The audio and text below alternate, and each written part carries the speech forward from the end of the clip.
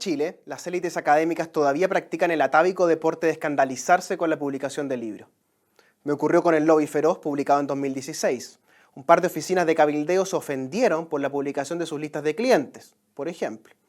En 2019, siendo diputado, con el libro La Gran Colusión, se molestaron algunos bufetes de abogados, que no soportan nada que no sea relacionado con sus relaciones públicas, sus premios, sus menciones en los rankings.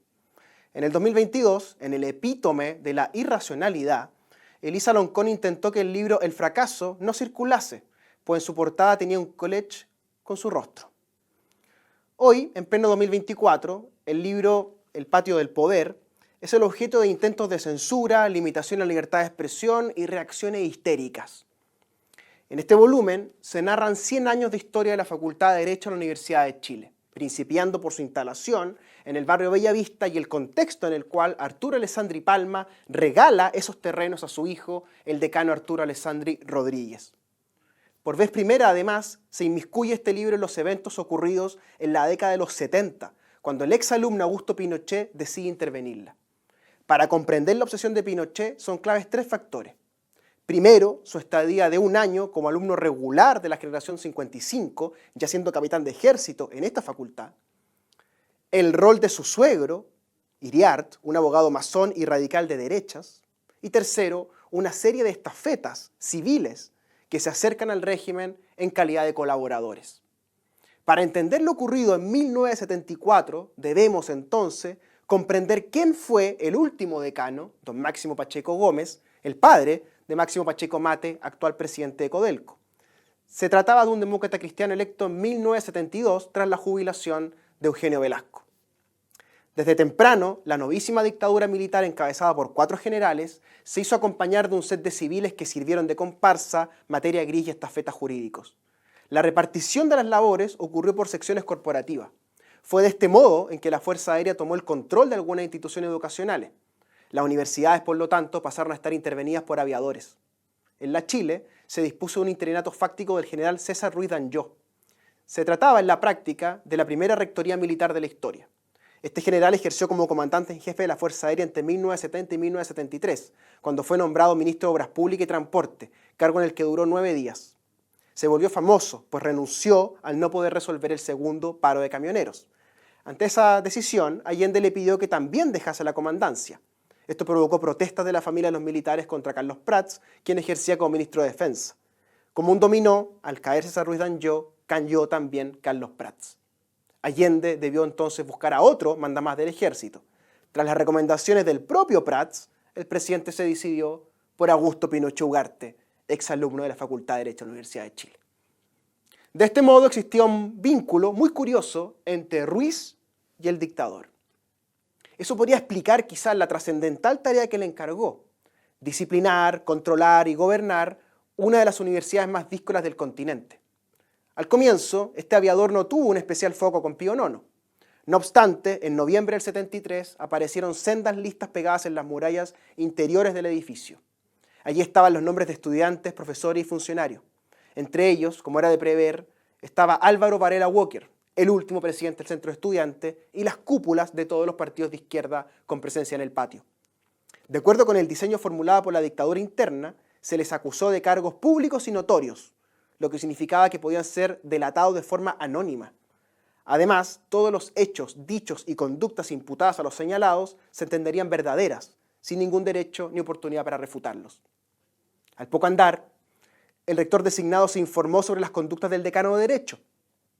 Lo señaló como parte del problema, pues se prestaba para proteger a activistas.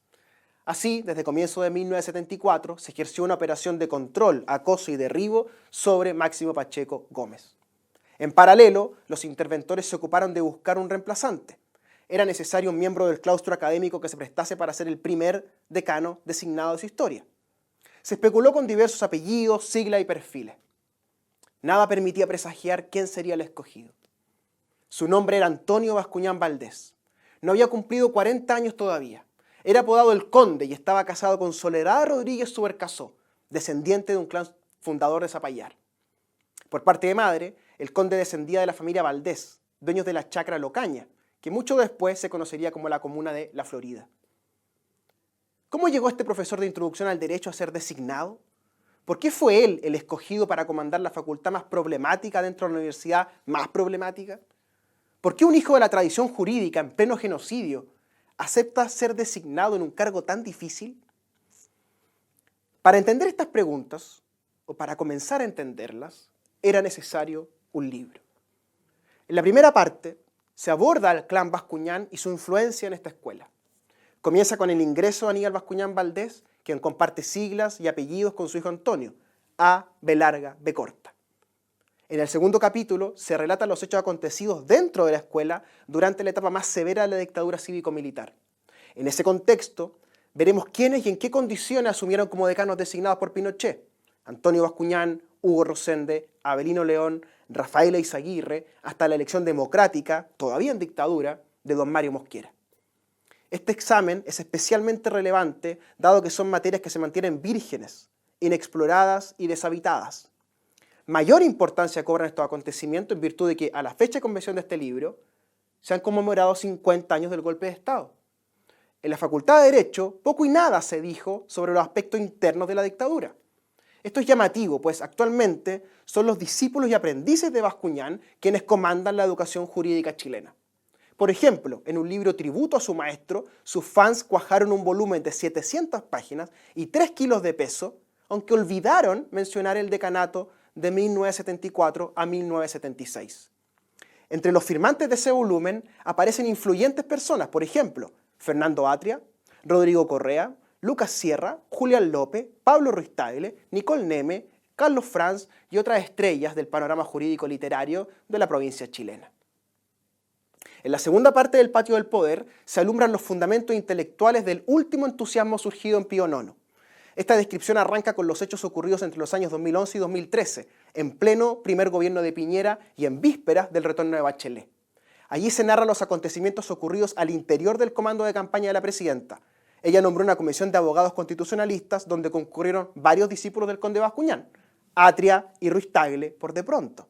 Fernando se transformó, con el paso del tiempo, en el más influyente opinólogo de la materia constituyente. Sin dudas, el más prolífico de los ayudantes de don Antonio. Según la hipótesis que guía esta investigación, las raíces conceptuales de la obra de Atria se encuentran en la teología de la liberación sudamericana. Esa matriz sacerdotal lo rodeó de acólitos, ayudantes, seguidores y fans, con quienes ingresó al Partido Socialista. Allí construyeron una tendencia interna que aupó a este jurista a las primeras planas, luego al Frente Amplio y finalmente a la instancia constituyente. En la tercera parte de este libro se relatan los sucesos concernientes al denominado estallido social, el acuerdo constitucional y los fracasos plebiscitarios. En ese contexto, el rol de los investigadores, expertos y docentes fue volviéndose central. De pronto, los llamados expertos constitucionales aparecieron en los matinales, noticiarios y programas de farándula.